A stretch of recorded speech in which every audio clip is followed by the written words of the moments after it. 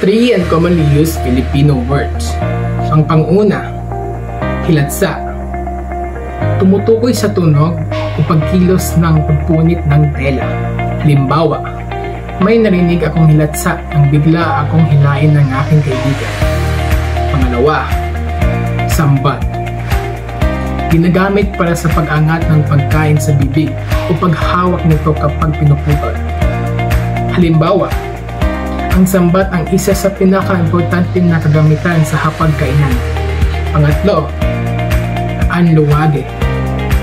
Isang tao na ang trabaho ay gumagawa at nagkukumpuni ng mga bagay at istrukturang kahoy. Halimbawa, ang kaibigan ko na anluwage ay magaling mag-ayos ng muebles.